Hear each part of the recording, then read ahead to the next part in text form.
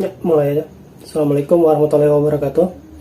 Kenalin, aku Amir Afizina, mahasiswa agribisnis dengan NIM 2005-10-20-172. Kali ini, di video ini aku bakal menjelasin tentang penyuluhan dalam bidang pertanian. Dan tentunya di video ini aku bakal bagi menjadi 3 segmen, yaitu yang pertama ada pengertian, yang kedua ada konsep dan prinsip dasarnya, dan yang terakhir ada kesimpulan.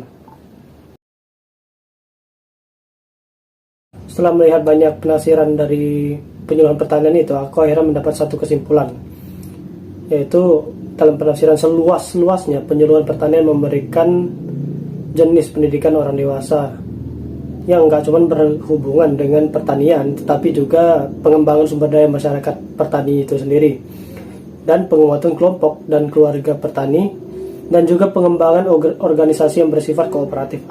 Oleh karena itu, sistem penyuluhan seperti ini mendorong dan memberikan pemberdayaan petani dalam berbagai cara, termasuk partisipasi dalam perencanaan program dan pengambilan keputusannya.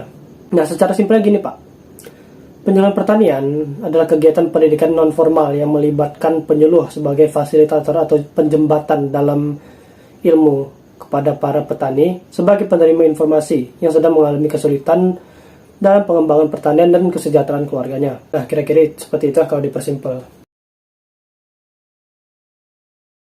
Karena penyuluhan merupakan bentuk pendidikan, maka dalam pelaksanaannya pun harus disertai dengan landasan pemikiran yang bersumber pada kebijakan moral. Oleh karena itu, sedianya harus mengandung unsur-unsur, yaitu 1. Pendidikan untuk meningkatkan pengetahuan, keterampilan, dan sikap petani ke arah yang lebih baik. Yang kedua ialah membantu agar petani mampu menolong diri mereka sendiri. Dan yang ketiga atau yang terakhir, para petani harus belajar melakukan sesuatu sehingga dari keyakinan dari hasil proses belajar itulah yang akan dilakukan para petani. Sesungguhnya prinsip penyuluhan pertanian itu cuma pendidikan Pak, di mana prinsip-prinsip di sini mengutamakan proses perkembangan pada diri sasaran yang diharapkan, serta bersifat berkelanjutan. Oleh karena itu ada proses timbal baliknya, dan bukan sekedar menyampaikan atau mentransfer teknologi yang cuma untuk kebutuhan para petani sesaat. Dalam penyampaiannya pun kita nggak boleh memakai sembarangan metode Pak.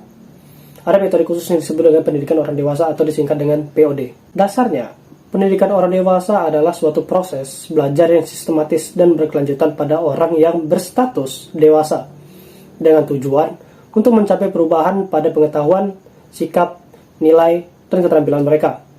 Dan pendidikan ini tidak boleh dilakukan dengan paksaan, alias mereka harus belajar dengan sukarela. Dalam melakukan penyuluhan pertanian, ya kita memiliki berbagai tujuan dan penyesuaian dalam kegiatannya. Misalnya, berawal dari upaya untuk memperbaiki pertanian masyarakat, meningkatkan produksi pertanian, memenuhi kebutuhan pangan, dan meningkatkan kesejahteraan para petani.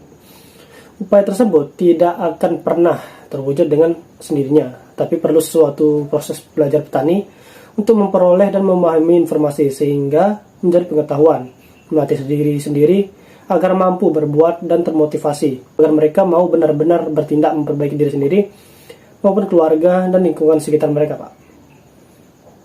Itulah penyuluhan pertanian. Sekian dariku, semoga konten ini bermanfaat. Siap.